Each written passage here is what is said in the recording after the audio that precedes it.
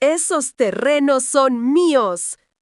El grito atravesó la madera de roble de mi puerta principal como si fuera de papel. Era la voz de Beatriz, la esposa de mi hijo, chillando con esa desesperación codiciosa que le conocía tan bien. Escuché cómo golpeaba la madera con el puño cerrado, y pude imaginar a mi hijo Roberto detrás de ella, encogido de hombros, mirando al suelo con vergüenza, mientras los dos abogados de trajes caros revisaban sus maletines llenos de mentiras. Ella gritaba que yo ya no tenía nada, que esos documentos falsificados que traían bajo el brazo eran la ley suprema. Pensaba que una anciana de 80 años se derrumbaría ante el miedo. Pensaba que podía echarme de la casa que construí con las manos de mi difunto esposo para quedarse con mis hectáreas. Pero la pobre ilusa no tenía ni la menor idea de lo que yo había hecho apenas unas horas antes, mientras ella dormía soñando con mi dinero. Cuando volvieron a embestir contra la puerta, amenazando con traer a la policía, fui yo quien giró el pasador. Abrí la puerta de golpe. Lo que vieron del otro lado hizo que el color se les escapara de la cara a todos, incluidos esos abogados de ciudad. Sus papeles ya no servían ni para encender la chimenea. Los terrenos ya tenían otro dueño, un nombre que Beatriz jamás podría tocar, ni en esta vida ni en la otra. Pero, espera, ¿cómo hemos llegado a este momento tan terrible? ¿Cómo es que una madre termina atrincherada en su propia casa frente a su único hijo? Deja que me siente un momento en esta vieja mecedora, que las rodillas me tiemblan un poco, y te cuente todo desde el principio, desde que salió el sol esta mañana. Todo comenzó a las 5 de la madrugada. No pude dormir en toda la noche. Mis viejos huesos sentían la humedad que entraba por las rendijas de la ventana, pero lo que realmente me dolía no era la artritis, sino el corazón. Sabía que vendrían hoy, lo sabía, porque Roberto, mi hijo, me había llamado anoche con esa voz temblorosa que pone cuando Beatriz lo obliga a hacer algo malo. Me dijo, mamá, mañana pasaremos a verte temprano. Tenemos que arreglar unos asuntos de la propiedad. Es por tu bien, ya estás muy mayor para administrar tanto campo. Por mi bien. Qué frase tan cruel cuando se dice con mentiras. Me levanté arrastrando los pies y puse la cafetera al fuego. El olor a café recién colado siempre ha sido el aroma de esta casa, un olor a bienvenida, a familia. Pero hoy el café me olía a despedida. Mientras el agua hervía, miré a mi alrededor. Las fotos en la repisa de la chimenea me devolvían la mirada. Ahí estaba Roberto de niño montado en su primer caballo.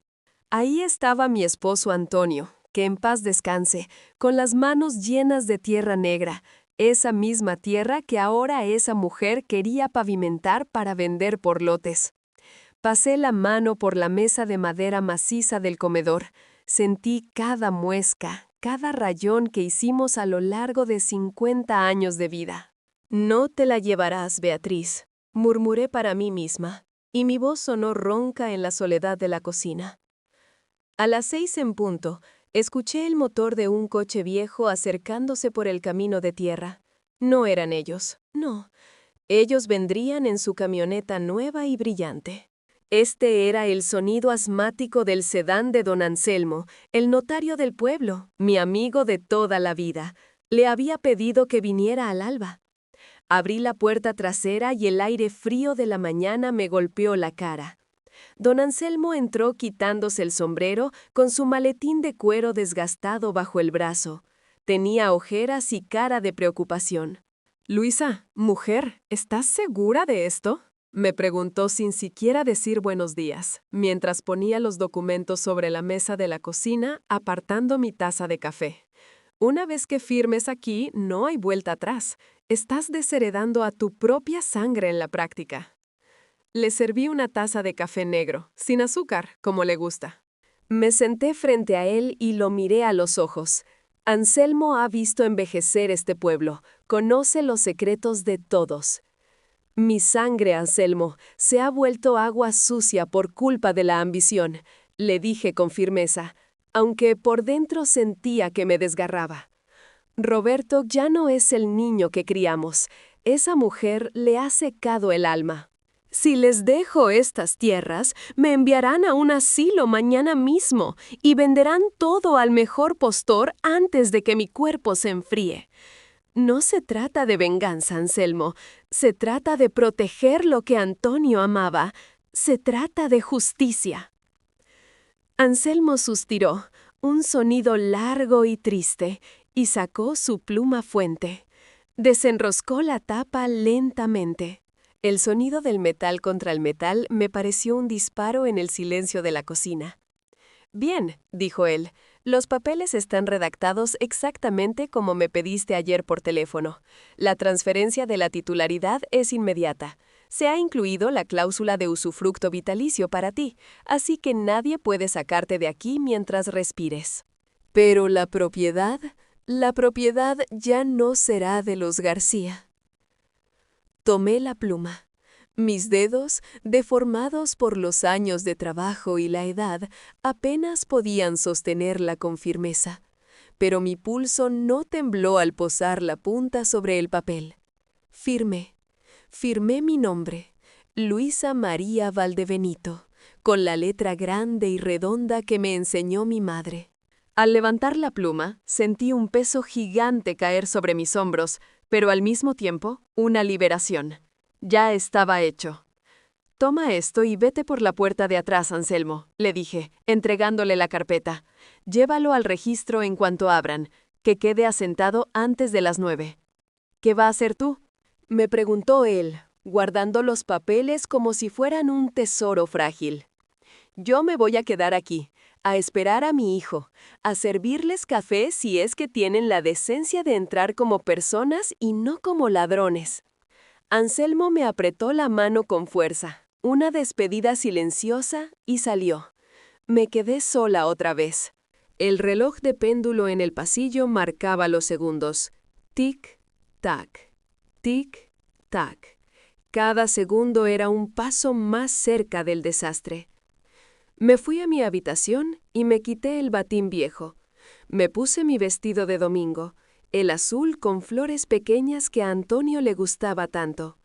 Me peiné el cabello blanco y lo recogí en un rodete firme. Me puse un poco de colorete en las mejillas pálidas. Si iban a venir a echarme, me encontrarían de pie y con dignidad. No me verían como una vieja derrotada. A las 8:30, el silencio se rompió. Escuché el rugido de un motor potente y el crujir de la grava bajo neumáticos caros. Me asomé por la cortina de encaje de la ventana del salón. Ahí estaban. La camioneta gris metalizada se detuvo justo frente al porche, levantando una nube de polvo que ensució mis geranios. Vi bajar primero a Beatriz. Llevaba unas gafas de sol enormes, aunque el día estaba nublado, y unos zapatos de tacón que se hundían en la tierra. Caminaba como si fuera la dueña del mundo, señalando mi fachada con un dedo acusador mientras hablaba con los 2 hombres de traje que bajaron de los asientos traseros. Y luego bajó Roberto, mi Roberto. Se veía más viejo, más gordo y con la cabeza gacha. No miró hacia la casa, miró hacia sus zapatos. Sentí una punzada de dolor en el pecho, tan aguda que tuve que agarrarme del respaldo del sofá. ¿En qué momento perdí a mi hijo? ¿Fue cuando se fue a la ciudad? ¿Fue cuando conoció a esta mujer que mide a las personas por el saldo de su cuenta bancaria? «Vamos, Roberto, no tenemos todo el día», escuché gritar a Beatriz desde afuera. «¡Saca los papeles!». Respiré hondo. El aire olía a cera de muebles y a flores secas. Mi casa, mi refugio. Caminé hasta el centro de la sala y esperé. No iba a salir a recibirlos. Si querían mi casa, tendrían que tener el valor de entrar y mirarme a la cara. Escuché sus pasos en el porche de madera. Los tacones de Beatriz resonaban como martillazos. Clac, clac, clac. «¡Luisa!», gritó ella, «ni siquiera doña Luisa o suegra. Sabemos que estás ahí. ¡Abre!». No me moví. Me mantuve erguida, con las manos entrelazadas frente a mi regazo. Mamá, por favor, abre. La voz de Roberto sonó ahogada. Solo queremos hablar. No venimos a hablar, venimos a ejecutar, le corrigió ella con veneno. Abre esta maldita puerta o la tiramos abajo. Traemos una orden judicial y testigos. Estás incapacitada mentalmente, vieja loca, y tenemos los papeles que lo demuestran. Ahí estaba, la mentira. Incapacitada. Querían declararme loca para anular mi voluntad. Sentí una lágrima caliente resbalar por mi mejilla, pero la sequé rápido con el dorso de la mano. No, lágrimas no, ahora no. Empezaron a golpear. Los golpes eran violentos, sacudiendo los cuadros en las paredes. «¡Esos terrenos son míos!», volvió a gritar ella, y fue ahí donde comenzó el infierno que te conté al principio. Caminé despacio hacia la puerta. Mis pasos eran silenciosos sobre la alfombra. Podía oír cómo Beatriz le gritaba a los abogados que hicieran algo, que llamaran al cerrajero. Puse mi mano en el pomo de bronce, que estaba frío como el hielo. «Dios, dame fuerzas», susurré. Y giré el pasador. Al abrir, la luz de la mañana me cegó por un instante. Frente a mí, la escena era patética. Beatriz estaba roja de ira, con las venas del cuello hinchadas. Roberto estaba pálido como un fantasma. Los dos abogados dieron un paso atrás, sorprendidos de que la vieja loca les abriera con tanta calma. «Vaya, por fin», escupió Beatriz, ajustándose la chaqueta. «Creí que te habías muerto ahí dentro». Hubiera sido más fácil, la verdad. «Buenos días a ti también, Beatriz», dije con voz suave, demasiado suave. «Roberto, hijo, te ves cansado». «No empieces con tus sentimentalismos», me cortó ella, agitando una carpeta azul frente a mi nariz. «Se acabó, Luisa, se acabó el juego. Hemos traído a un médico y a estos notarios. Vamos a demostrar que no estás en tus cabales, y Roberto pasará a ser el tutor legal de todo esto. Mañana mismo te vas a la residencia El Atardecer. Ya te hemos hecho la maleta mentalmente». Roberto no levantaba la vista. «¿Eso quieres, hijo?», le pregunté, ignorándola a ella. «¿Quieres echar a tu madre de la casa donde naciste para venderla y pagar las deudas de juego y lujos de tu mujer?». Roberto hizo una mueca de dolor, pero Beatriz se interpuso entre nosotros. «Él quiere lo que le corresponde por herencia. Todo esto será nuestro tarde o temprano. Solo estamos acelerando el trámite. Firma esto y hazlo fácil». Miré los papeles que me extendía. Luego miré hacia el camino. Detrás de ellos, un segundo coche acababa de llegar. Un coche modesto, pero limpio. De él bajó una figura joven, un muchacho alto con ropa de trabajo y botas llenas de barro fresco. Sonreí. «Me temo, querida nuera», dije, y mi voz se volvió dura como la piedra, «que llegas tarde». «Muy tarde. Esos papeles que traes no valen nada, porque Roberto ya no tiene nada que heredar». «¿De qué hablas, vieja senil?», se burló ella. Señalé con mi dedo tembloroso hacia el muchacho que se acercaba caminando tranquilo hacia el porche, con una copia de la escritura que don Anselmo le había entregado hacía minutos en el pueblo. «Los terrenos», dije, saboreando cada palabra mientras veía cómo la sonrisa se le borraba a Beatriz. «Y esta casa, y hasta las gallinas del corral, ya no son míos. Y mucho menos de ustedes». Beatriz se giró, siguiendo mi dedo. Cuando vio quién venía, soltó un grito ahogado. Roberto levantó la cabeza por primera vez y sus ojos se abrieron como platos. «No», susurró mi hijo, «no puede ser él». «Oh, sí», dije yo, «les presento al nuevo dueño de todo». El viento de la mañana soplaba frío, levantando el polvo del camino y revolviendo los pocos cabellos que le quedaban a uno de los abogados, pero nadie se movió. El silencio que siguió a mis palabras fue tan pesado que casi se podía tocar con las manos. Todos los ojos estaban clavados en la figura que acababa de subir los 3 escalones del porche. No era un hombre de negocios, ni un inversor extranjero, ni nadie con apellido de alcurnia. Era Pedro, simplemente Pedro.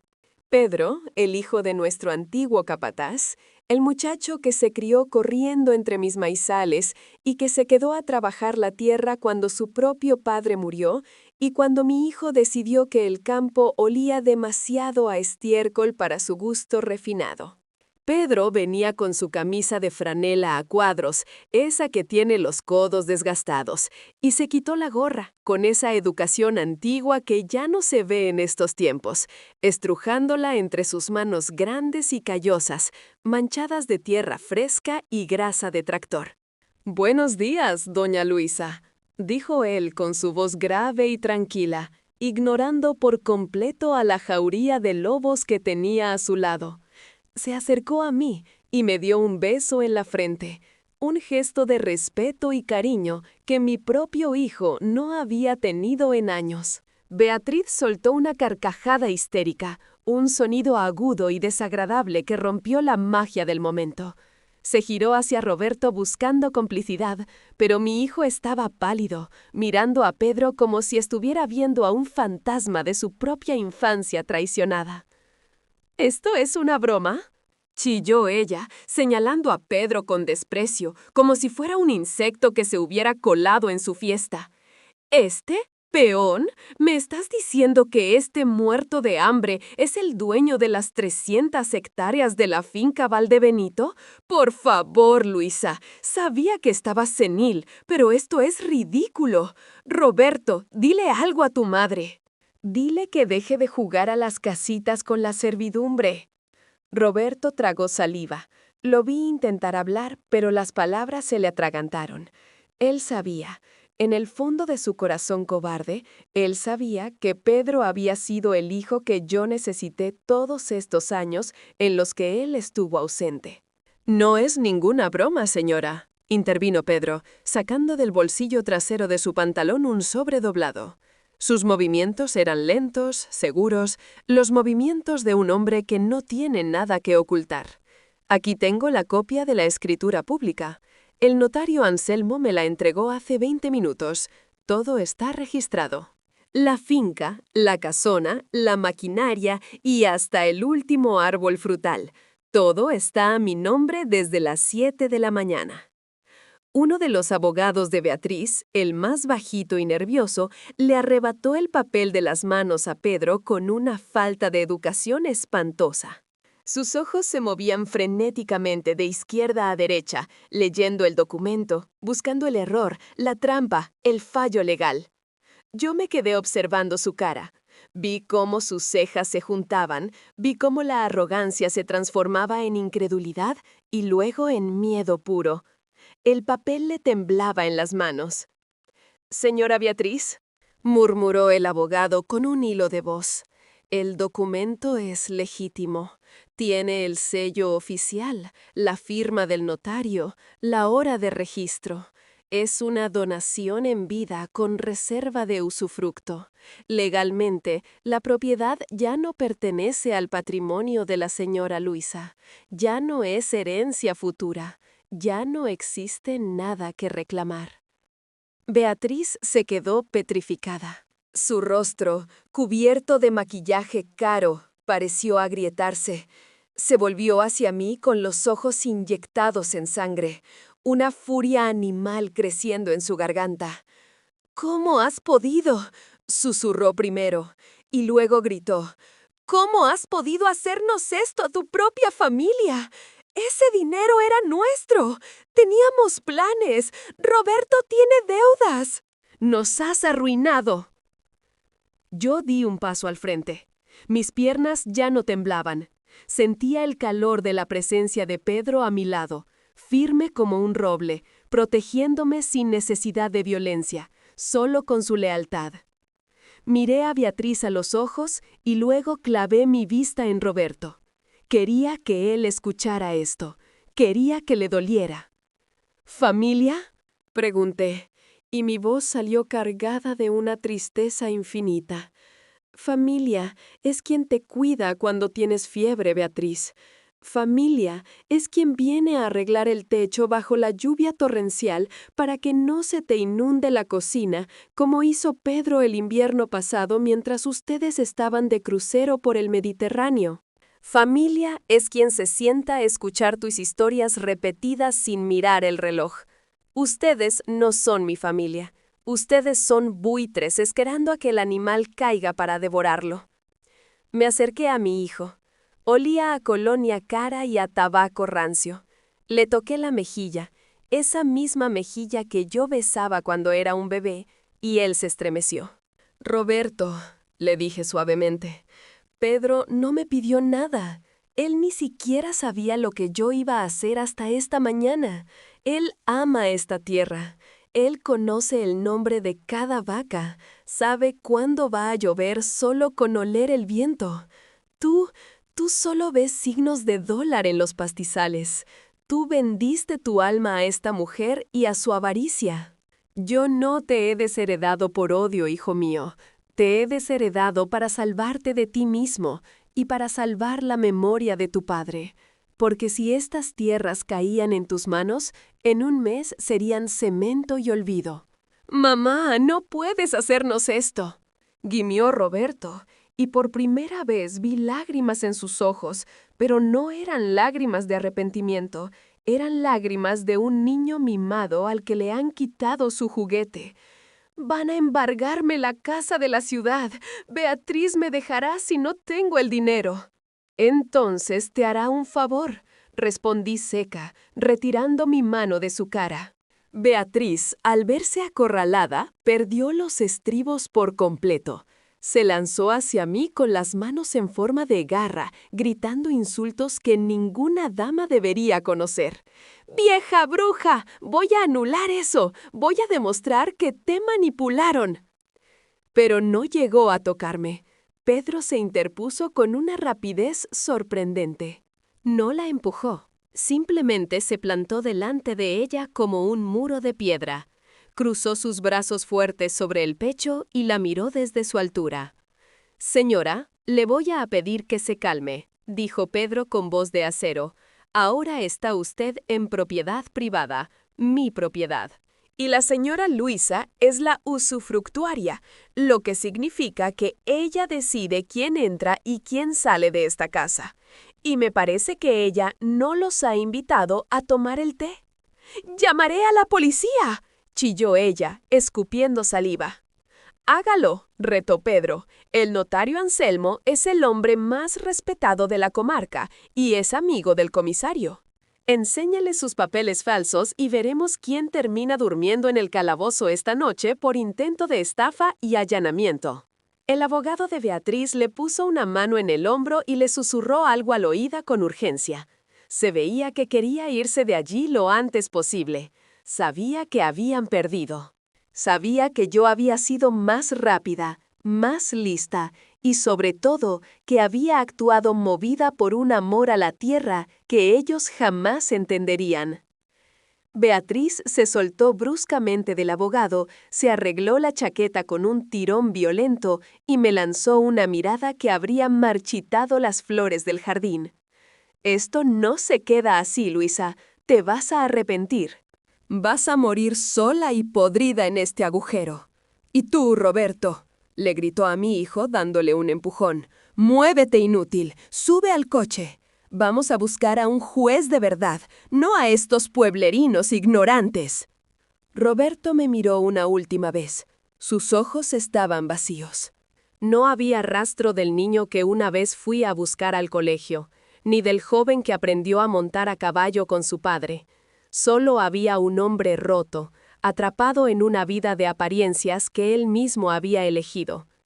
Bajó la cabeza, derrotado, y caminó hacia la camioneta arrastrando los pies, igual que un reo camino al patíbulo. Vi cómo subían al coche. Vi cómo Beatriz golpeaba el salpicadero con furia. El motor rugió y dieron la vuelta levantando piedras y polvo, huyendo de la verdad que les habíamos plantado en la cara. Cuando el sonido del motor se desvaneció en la carretera, el silencio volvió a la granja. Pero esta vez no era un silencio de miedo, era un silencio de paz. Mis piernas finalmente cedieron y me dejé caer en la vieja mecedora del porche. Sentí que el aire entraba de nuevo en mis pulmones. Pedro se sentó en el escalón, a mis pies, tal como hacía cuando era niño, y yo le contaba cuentos mientras desgranábamos guisantes.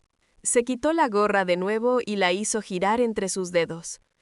«Doña Luisa», dijo sin mirarme, con la voz un poco quebrada, «usted sabe que yo no puedo aceptar esto. Es demasiado. Esto es de Roberto, es su sangre».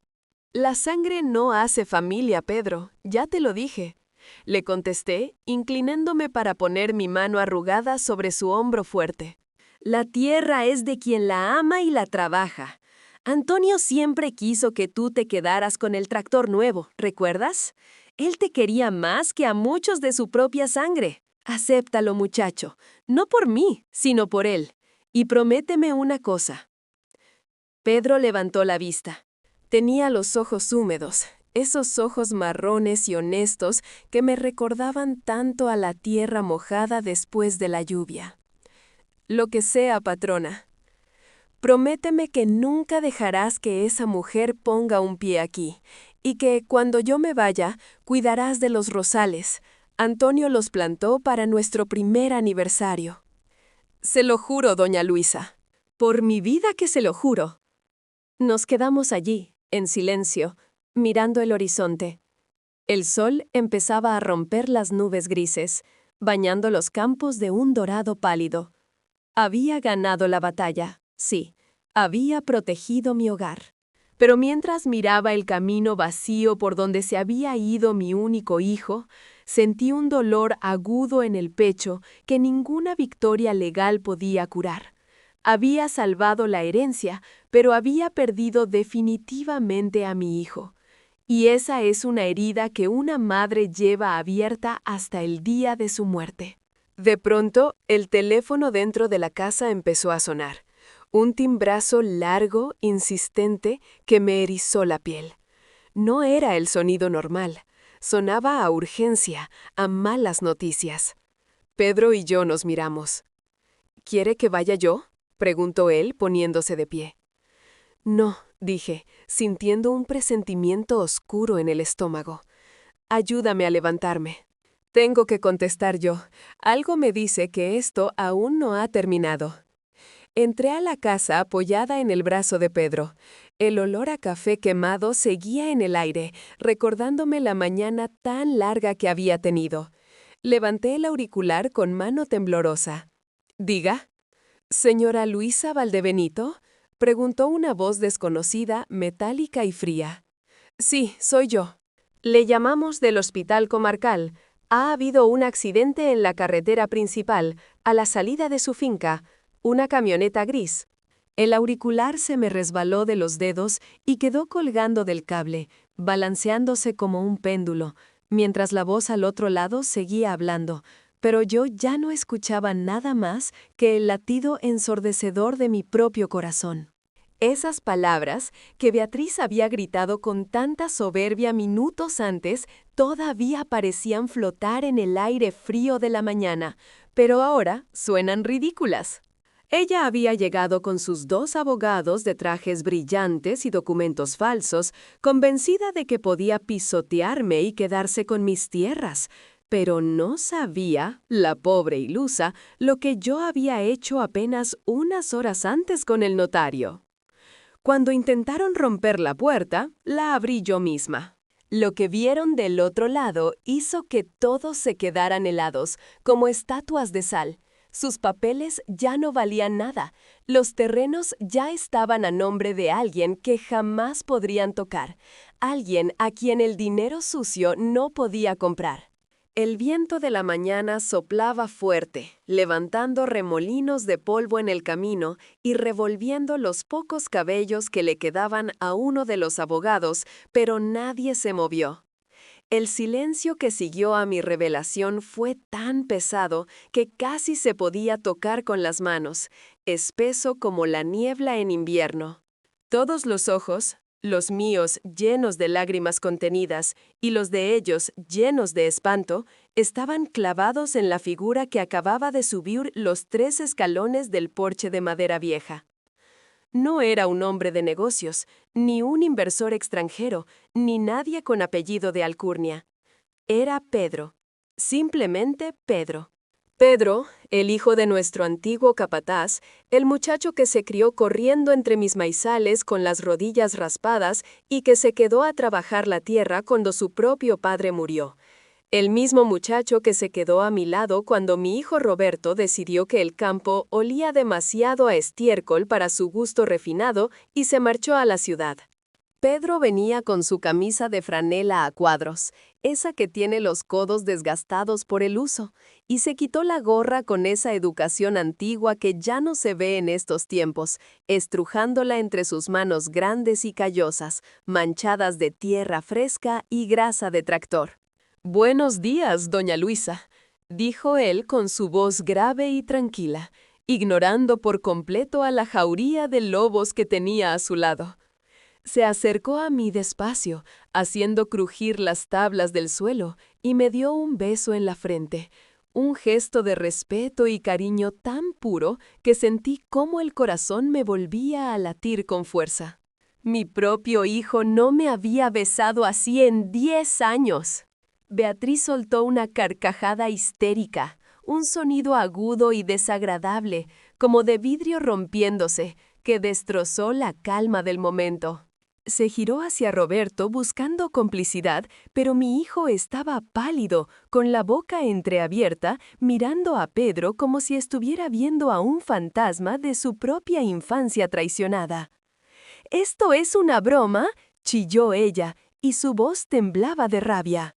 Señaló a Pedro con desprecio, con ese dedo lleno de anillos de oro que seguramente pagó con el dinero que le sacan a mi hijo. «¿Peón? ¿Me estás diciendo que este muerto de hambre es el dueño de las 300 hectáreas de la finca Valdebenito? Por favor, Luisa, sabía que estaba senil, pero esto es ridículo». «Roberto, dile algo a tu madre. Dile que deje de jugar a las casitas con la servidumbre». Roberto tragó saliva. Lo vi intentar hablar. Vi cómo se le movía la nuez en la garganta, pero las palabras se le atragantaron. Él sabía. En el fondo de su corazón cobarde, él sabía que Pedro había sido el hijo que yo necesité todos estos años en los que él estuvo ausente. «No es ninguna broma, señora», intervino Pedro, y su tono cambió. Ya no era el peón sumiso. Sacó del bolsillo trasero de su pantalón de trabajo un sobre doblado. Sus movimientos eran lentos, seguros, los movimientos de un hombre que tiene la verdad de su lado. Aquí tengo la copia de la escritura pública. El notario don Anselmo me la entregó hace 20 minutos en el pueblo. Todo está registrado. La finca, la casona, la maquinaria y hasta el último árbol frutal. Todo está a mi nombre desde las 7 de la mañana. Uno de los abogados de Beatriz, el más bajito y nervioso, le arrebató el papel de las manos a Pedro con una falta de educación espantosa. Sus ojos se movían frenéticamente de izquierda a derecha, leyendo el documento, buscando el error, la trampa, la coma mal puesta. Yo me quedé observando su cara arrugada. Vi cómo sus cejas se juntaban, vi cómo la arrogancia se transformaba en incredulidad y luego en miedo puro. El papel le empezó a temblar en las manos como una hoja seca al viento. «Señora Beatriz», murmuró el abogado con un hilo de voz casi inaudible. «El documento es legítimo. Tiene el sello oficial, la firma del notario, la hora de registro. Es una donación en vida con reserva de usufructo vitalicio para doña Luisa. Legalmente, la propiedad ya no pertenece al patrimonio de la señora Luisa. Ya no es herencia futura. Ya no existe nada que ustedes puedan reclamar». Beatriz se quedó petrificada.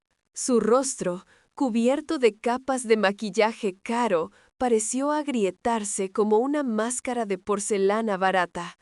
Se volvió hacia mí con los ojos inyectados en sangre, una furia animal creciendo en su garganta. ¿Cómo has podido? Susurró primero, y luego gritó tanto que los pájaros salieron volando de los árboles. ¿Cómo has podido hacernos esto a tu propia familia? Ese dinero era nuestro. Teníamos planes. Roberto tiene deudas de juego. Nos has arruinado, vieja maldita. Yo di un paso al frente. Mis piernas, que antes flaqueaban, ahora eran de hierro. Sentía el calor de la presencia de Pedro a mi lado, firme como un roble, protegiéndome sin necesidad de violencia, solo con su lealtad inquebrantable. Miré a Beatriz a los ojos y luego clavé mi vista en Roberto. Quería que él escuchara esto. Quería que le doliera en el alma, si es que todavía le quedaba algo de ella. ¿Familia? Pregunté, y mi voz salió cargada de una tristeza infinita, rasposa por el llanto que me tragaba. Familia es quien te cuida cuando tienes fiebre, Beatriz. Familia es quien viene a arreglar el techo bajo la lluvia torrencial para que no se te inunde la cocina, como hizo Pedro el invierno pasado mientras ustedes estaban de crucero por el Mediterráneo gastándose mi pensión. Familia es quien se sienta a escuchar tus historias repetidas sin mirar el reloj con aburrimiento. Ustedes no son mi familia. Ustedes son buitres esperando a que el animal caiga para devorarlo. Me acerqué a mi hijo. Olía a colonia cara y a tabaco rancio, una mezcla que me revolvió el estómago. Le toqué la mejilla con mi mano llena de manchas y arrugas, esa misma mejilla que yo besaba cuando era un bebé, y él se estremeció como si le quemara. Roberto, le dije suavemente, casi en un susurro. Pedro no me pidió nada. Él ni siquiera sabía lo que yo iba a hacer hasta esta mañana. Él ama esta tierra. Él conoce el nombre de cada vaca, sabe cuándo va a llover solo con oler el viento. Tú solo ves signos de dólar en los pastizales. Tú vendiste tu alma a esta mujer y a su avaricia. Yo no te he desheredado por odio, hijo mío. Te he desheredado para salvarte de ti mismo y para salvar la memoria de tu padre. Porque si estas tierras caían en tus manos, en un mes serían cemento y olvido. «Mamá, no puedes hacernos esto», gimió Roberto, y por primera vez vi lágrimas en sus ojos, pero no eran lágrimas de arrepentimiento, eran lágrimas de un niño mimado al que le han quitado su juguete. «Van a embargarme la casa de la ciudad. Beatriz me dejará si no tengo el dinero». «Entonces te hará un favor», respondí seca, retirando mi mano de su cara. Beatriz, al verse acorralada como una rata, perdió los estribos por completo.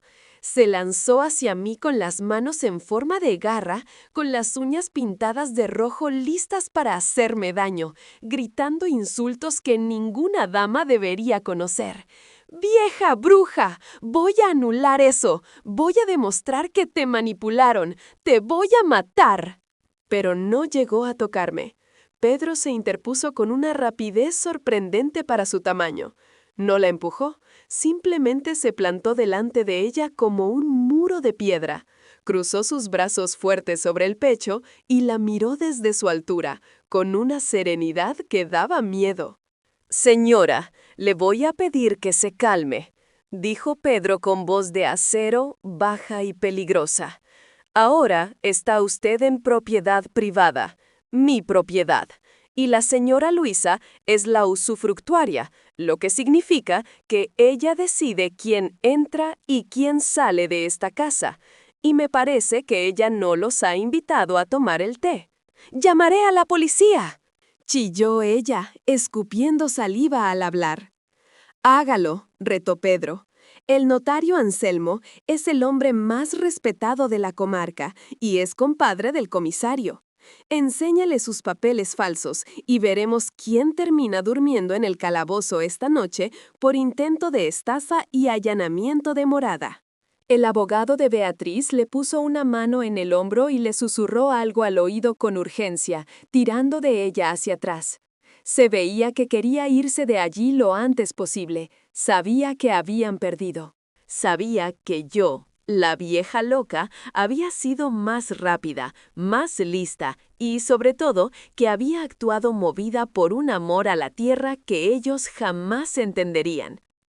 Beatriz se soltó bruscamente del abogado, se arregló la chaqueta con un tirón violento y me lanzó una mirada tan llena de odio que habría marchitado las flores del jardín. «Esto no se queda así, Luisa. Te vas a arrepentir cada día que te quede de vida. Vas a morir sola y podrida en este agujero. ¿Y tú, Roberto?», le gritó a mi hijo, dándole un empujón que casi lo tira al suelo. «¡Muévete, inútil! ¡Sube al coche! Vamos a buscar a un juez de verdad, no a estos pueblerinos ignorantes». Roberto me miró una última vez. Sus ojos estaban vacíos, muertos.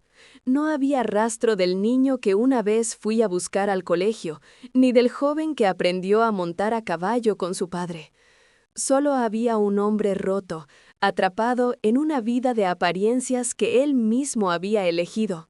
Bajó la cabeza, derrotado, y caminó hacia la camioneta arrastrando los pies, igual que un reo camino al patíbulo. Vi cómo subían al coche, vi cómo Beatriz golpeaba el salpicadero con furia.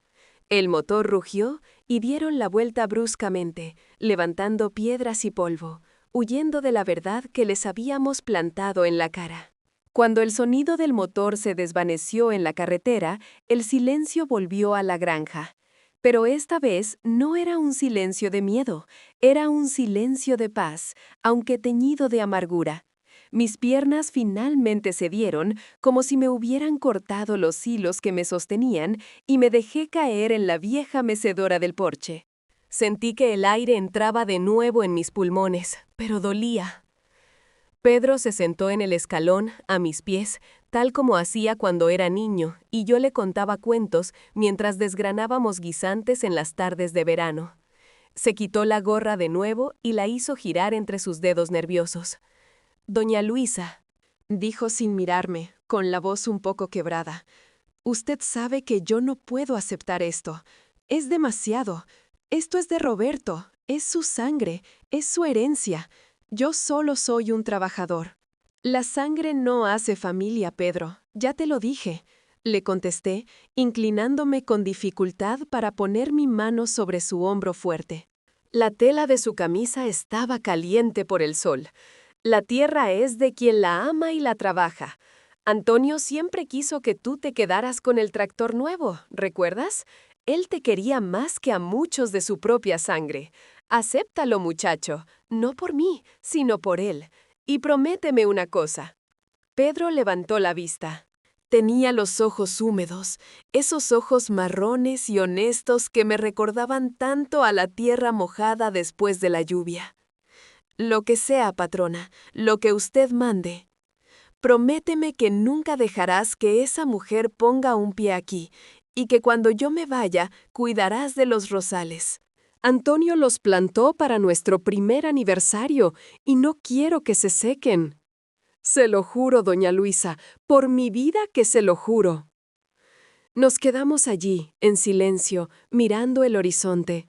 El sol empezaba a romper las nubes grises, bañando los campos de un dorado pálido.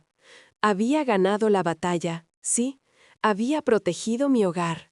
Pero mientras miraba el camino vacío por donde se había ido mi único hijo, sentí un dolor agudo en el pecho, un agujero negro que ninguna victoria legal podía llenar. Había salvado la herencia, pero había perdido definitivamente a mi hijo. Y esa es una herida que una madre lleva abierta hasta el día de su muerte. De pronto, el teléfono dentro de la casa empezó a sonar. Ring, ring. Un timbrazo largo, insistente, metálico, que me erizó la piel de los brazos. No era el sonido normal. Sonaba a urgencia, a malas noticias, a tragedia. Pedro y yo nos miramos. Él frunció el ceño. «¿Quiere que vaya yo?», preguntó él, poniéndose de pie de un salto.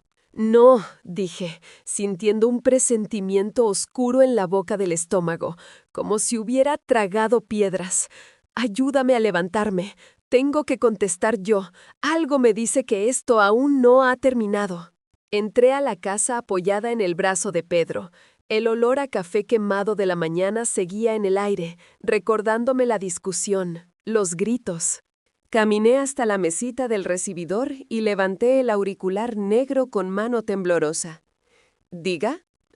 ¿Hablo con la señora Luisa Valdebenecto? Preguntó una voz desconocida, seria y fría. Se oían sirenas de fondo. Sí, soy yo. ¿Qué pasa? Le llamamos de la Guardia Civil. Señora, tiene que venir. Ha habido un accidente grave en la carretera principal, en la curva cerrada a la salida de su finca. Una camioneta gris perdió el control. Sentí que el suelo desaparecía bajo mis pies. El auricular se me resbaló de los dedos sudorosos y quedó colgando del cable, balanceándose como un péndulo de reloj, golpeando contra la pared. Cloc, cloc, cloc. La voz al otro lado seguía hablando, pero yo ya no escuchaba nada más que el latido ensordecedor de mi propio corazón rompiéndose en 1000 pedazos. ¡Toda esta tierra es nuestra!, vociferaba Beatriz, la esposa de mi Roberto, golpeando el aire con sus manos llenas de joyas frente a mi portón. Había traído a 2 abogados de ciudad y un fajo de documentos falsificados, segura de que una anciana de 80 años se derrumbaría ante sus amenazas. Creía que podía arrebatarme el suelo que pisé toda mi vida, pero la pobre ilusa no tenía ni la menor idea de la gestión que yo había cerrado ante notario apenas unas horas antes, con el rocío de la madrugada aún fresco. Cuando intentaron forzar la entrada, fui yo misma quien giró el picaporte y abrió la hoja de madera maciza de par en par. Lo que sus ojos codiciosos vieron al otro lado del umbral los dejó petrificados, con la boca abierta y el color huyendo de sus rostros. Aquellos papeles que traían ya no servían ni para encender la chimenea. Los terrenos ya figuraban legalmente a nombre de un hombre al que su maldad jamás podría alcanzar. No se encontraron con una anciana asustada. Se encontraron con Pedro. Pedro estaba allí, de pie en el porche, con esa dignidad silenciosa que solo tienen los hombres que trabajan de sol a sol. Llevaba su ropa de faena, los vaqueros manchados de aceite de tractor y la camisa de franela a cuadros con los codos raídos, esa que yo misma le había remendado tantas veces. Se quitó la gorra con lentitud, dejando ver su cabello negro y revuelto, y los miró no con odio, sino con una calma inmensa, como quien mira una tormenta que no puede hacerle daño. El silencio que cayó sobre la entrada de la casa fue sepulcral. Solo se oía el viento agitando las ramas del viejo nogal y el chirrido lejano de una veleta oxidada. Beatriz parpadeó varias veces, incrédula, como si su cerebro se negara a procesar la imagen de ese peón ocupando el lugar del patrón. «¿Qué hace este sucio aquí?», escupió ella finalmente, arrugando la nariz como si oliera algo podrido. «Roberto, dile a tu madre que saque a la servidumbre. Esto es un asunto familiar». Mi hijo Roberto, que hasta ese momento había estado escondido detrás de la falda de su mujer, dio un paso al frente. Lo vi tan pequeño, a pesar de su estatura. Sus ojos huían de los míos. Le temblaba la barbilla. Me dolía el alma verlo así, convertido en un títere sin voluntad, pero el dolor ya no era suficiente para detenerme. «Mamá, por favor», dijo Roberto con voz pastosa, «dile a Pedro que se vaya. Tenemos que firmar los papeles. Beatriz dice que si no lo hacemos hoy, el banco...» «No vas a firmar nada, Roberto», lo corté yo, y mi voz salió ronca pero firme como las raíces de mis olivos, «porque ya no hay nada que firmar». Esta casa, los huertos, el granero y hasta la última hectárea de pasto ya no son míos. Beatriz soltó una carcajada estridente, un sonido metálico que me lastimó los oídos. ¿De qué hablas, vieja senil? Claro que son tuyos. Por eso estamos aquí, para que nos cedas la titularidad antes de que te declaren incapacitada. Abogados, enséñenle los documentos. Pedro dio un paso adelante. El suelo de madera crujió bajo sus botas pesadas.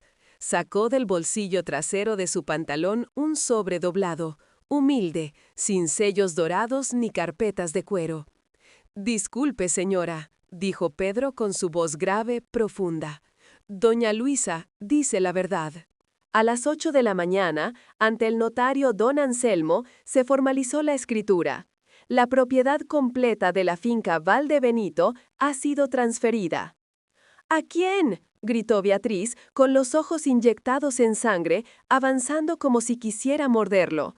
¿A qué fundación de caridad le has regalado nuestro dinero, Luisa? «A mí», respondió Pedro. El tiempo pareció detenerse. Vi cómo la cara de Beatriz pasaba del rojo de la ira al blanco del espanto. Se giró hacia sus abogados, buscando una explicación, pero ellos revisaban frenéticamente sus propios papeles, murmurando cosas incomprensibles. «¿A ti?», susurró Roberto, y su voz se quebró como una rama seca. «¿A ti, Pedro? ¿Al hijo del capataz?» «Sí, hijo», le respondí yo, bajando los escalones con dificultad, apoyándome en la barandilla fría. «A Pedro, al hombre que se quedó cuando tú te fuiste, al hombre que reparó el techo durante la tormenta del año pasado mientras tú estabas esquiando en los Alpes. Al hombre que me sostuvo la mano cuando tu padre murió, mientras tú decías que no podías venir al funeral porque tenías una reunión importante». «¡Esto es un robo!», chilló Beatriz, perdiendo completamente la compostura. «¡Es una estafa! Ese peón se ha aprovechado de una anciana demente. Te voy a demandar, muerto de hambre. Te voy a quitar hasta la camisa». Uno de los abogados, el más bajo y calvo, se acercó a Pedro y le arrebató el documento de las manos. Lo leyó con avidez, sus ojos moviéndose de izquierda a derecha a toda velocidad. Luego, su rostro se hundió. Bajó el papel lentamente y miró a Beatriz con terror. «Señora, es legítimo», tartamudeó el abogado. «Es una donación en vida con reserva de usufructo. Está todo registrado. Fecha, hora, firma ante notario público. Legalmente la finca pertenece al señor Pedro Martínez. No hay nada que podamos hacer». Beatriz soltó un alarido de frustración que espantó a los pájaros de los árboles. Se lanzó contra Roberto y comenzó a golpearle el pecho con los puños cerrados. «¡Inútil! ¡Eres un inútil! Me prometiste que esto estaba resuelto. Me dijiste que tu madre haría lo que tú quisieras. Estamos arruinados, Roberto. Mis deudas, tu juego. ¿Qué vamos a hacer ahora?». Roberto no se defendió. Se quedó allí, recibiendo los golpes, mirándome con una mezcla de horror y tristeza infinita. «Mamá, ¿por qué?», preguntó, y vi las lágrimas asomando a sus ojos. «¿Por qué me odias tanto?». Sentí que el corazón se me partía en dos, pero me mantuve erguida. Me acerqué a él, oliendo su colonia cara mezclada con el sudor del miedo. Levanté mi mano, llena de manchas y arrugas, y le acaricié la mejilla. Él se estremeció. «No te odio, Roberto», le dije suavemente. «Te quiero más que a mi propia vida, y por eso no podía dejar que esta mujer y tus vicios destruyeran lo único que tu padre y yo construimos con tanto esfuerzo. Si te daba la tierra, la venderías mañana para pagar deudas de juego y caprichos. En un año no tendrías nada. Pedro ama esta tierra. Él la cuidará. ¿Y tú? Tú necesitas aprender a vivir sin la muleta de mi dinero». «¡Vámonos!», gritó Beatriz, agarrando a Roberto del brazo y tirando de él con violencia. No voy a quedarme un segundo más escuchando los delirios de esta vieja bruja y su amante campesino. Esto no se queda así, Luisa. Ojalá te mueras sola en este agujero. Roberto me miró una última vez. No vi odio en sus ojos, vi derrota. Vi a un niño perdido dentro del cuerpo de un hombre envejecido por la mala vida. Se dejó arrastrar por su esposa hacia la camioneta gris lujosa que tenían aparcada en el camino. El motor rugió con furia. Beatriz dio un volantazo brusco, levantando una nube de polvo y grava que nos hizo toser. Vi cómo el coche aceleraba por el camino de tierra, alejándose a toda velocidad, huyendo de la verdad que acababan de recibir. Cuando el sonido del motor se perdió en la distancia, las piernas me fallaron. Me dejé caer en la vieja mecedora del porche, sintiendo que los años se me venían encima todos de golpe. Pedro se sentó en el escalón, a mis pies, tal como hacía cuando era un muchacho. «Lo siento, doña Luisa», murmuró él, mirando sus manos callosas. «Siento que haya tenido que pasar por esto. ¿Sabe qué? Si usted quiere, rompemos ese papel ahora mismo. Yo no quiero nada que sea de Roberto». «No, Pedro», suspiré, cerrando los ojos. «La tierra es de quien la suda, no de quien la hereda por apellido. Tú eres el hijo que esta tierra necesitaba. Roberto eligió su camino hace mucho tiempo». Nos quedamos en silencio, escuchando el canto de las cigarras. El sol empezaba a calentar, pero yo sentía un frío interior que no se iba. Había ganado la batalla. Había salvado el patrimonio de mi esposo, pero el precio había sido perder a mi hijo para siempre. Esa es una herida que no cicatriza, una herida que sangra hacia adentro. De repente, el teléfono fijo dentro de la casa comenzó a sonar. Ring, ring. Un sonido agudo, insistente, que rompió la paz de la mañana. Me dio un vuelco el corazón. No sé por qué, pero ese timbrazo me sonó a alarma, a peligro. «¿Quiere que vaya yo?», preguntó Pedro, poniéndose de pie. «No», dije, sintiendo una náusea repentina. «Ayúdame a levantarme. Tengo que contestar yo». Entré al salón apoyada en el brazo fuerte de Pedro. El teléfono seguía sonando exigente. Lo descolgué con mano temblorosa. «¿Diga?» «¿Hablo con la señora Luisa Valdebenito?», preguntó una voz desconocida, metálica y profesional.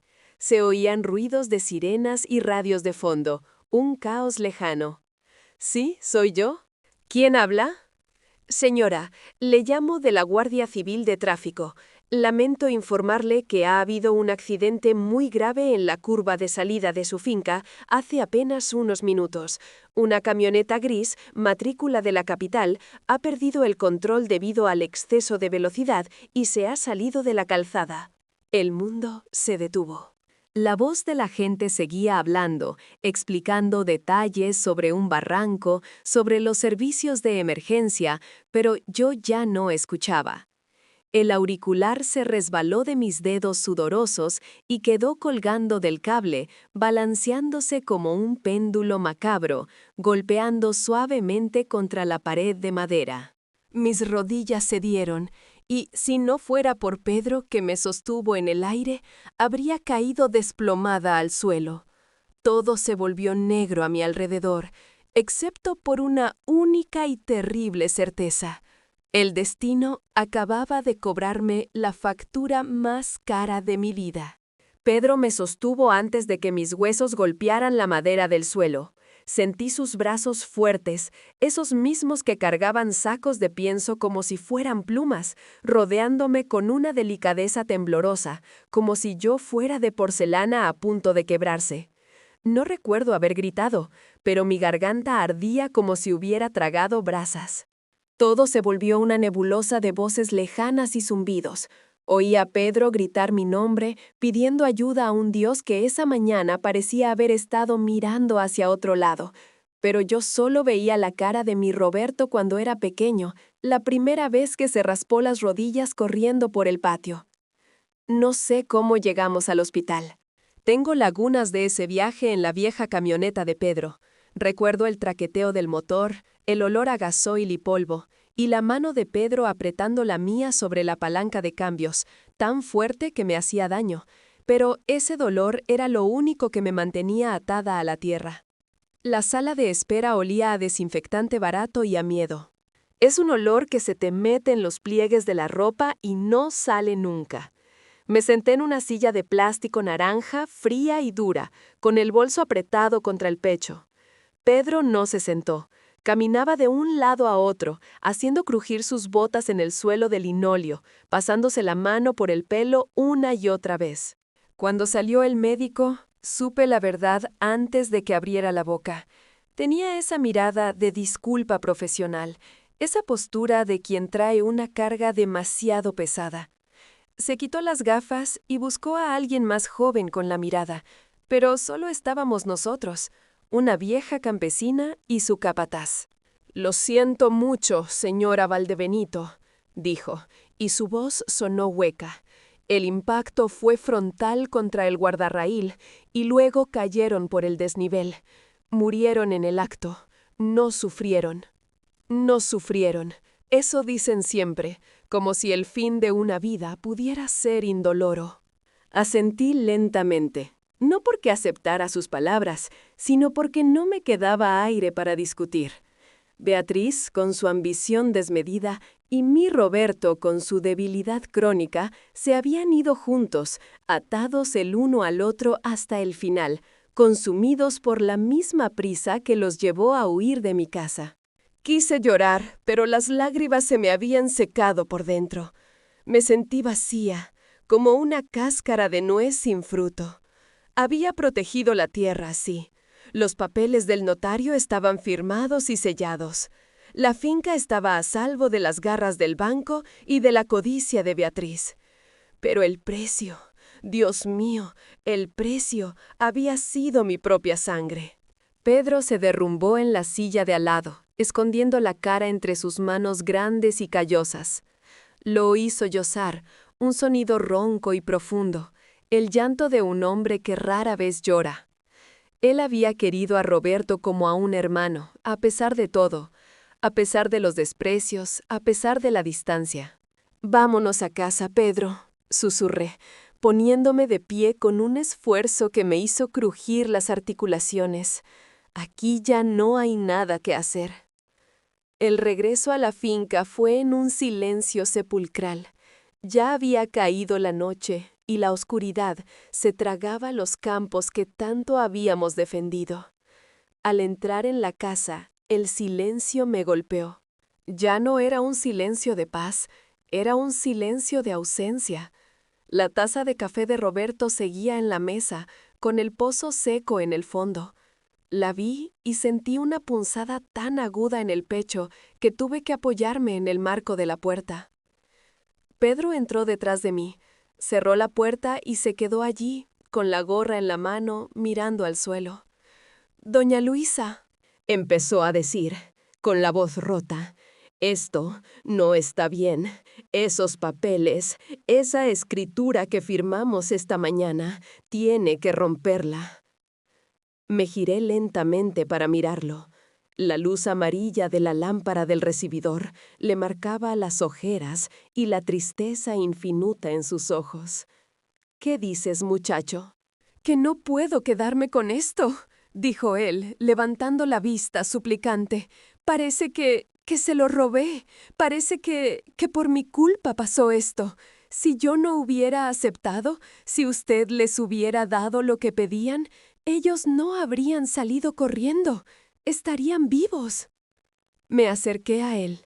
Mis pasos eran lentos, arrastrando las zapatillas sobre la madera que mi esposo había pulido hacía tantos años.